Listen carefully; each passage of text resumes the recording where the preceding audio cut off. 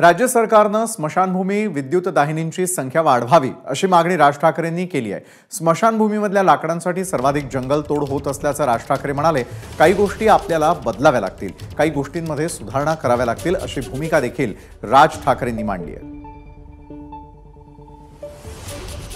मुळात आपल्या पहिल्यांदा धर्माकडे पाहणं गरजेचं आहे। आपल्या धर्मामध्ये या देशामध्ये हजारो लोक आज ज्याला जातात मरतात त्यांचे अंतिम संस्कार हे लाकडावरती होतात। ही लाकडं कुठून येतात? आज ती जी जंगलतोड होते त्या सगळ्या जंगलतोडीचा सर्वाधिक जर समजा लाकडाचा पुरवठा जर कुठे होत असेल तो स्मशानभूमीमध्ये होतो। आणि इलेक्ट्रिक वरच्या ज्या काही तुमच्या आहेत त्या काय म्हणतात त्याला विद्युत दाहिनी, याचं देशभरामधलं प्रमाण 0.1% पण नाहीये। आपणच आपल्या धर्मामधल्या अनेक या सगळ्या परंपरा या सगळ्या जगवण्यासाठी म्हणून आपण इतक्या मोठ्या प्रमाणावरती जंगलतोड करतो। मला असं वाटतं याच्यामध्ये सुधारणा होणं गरजेचं आहे। तर राज ठाकरेंच्या या भूमिकेचं विविध स्तरामधून स्वागत करण्यात आलंय। मंत्री सुधीर मुनगंटीवार, अभिनेता सयाजी शिंदे, नाशिकमधल्या काळाराम मंदिराचे महंत सुधीर दास यांनी देखील राज ठाकरेंच्या भूमिकेचं स्वागत केलंय।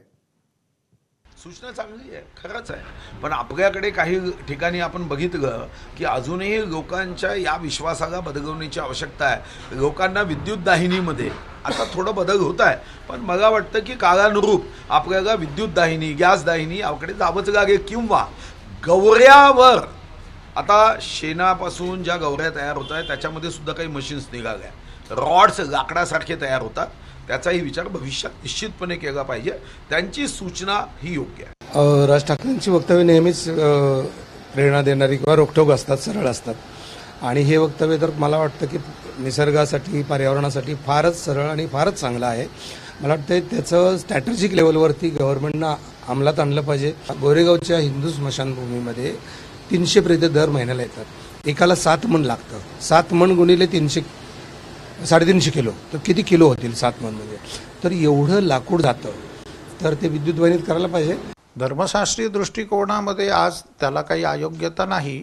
काही विधी जे आहेत त्याला आपण ती जी पूजेला लागणारी जेवढी काही थोडी 5-6 तिथे जे लाकूड आहे किंवा अन्य काही यवशाखाली एक चंदनाचं लाकूड आहे किंवा अन्य हाताच्या अन्य बाजूला पिंड देण्याकरता तिथे एक पूजेपुरती काही लाकडं ठेवावीत आणि विद्युत दाहिनीमध्ये त्याचा संस्कार करण्यात यावा।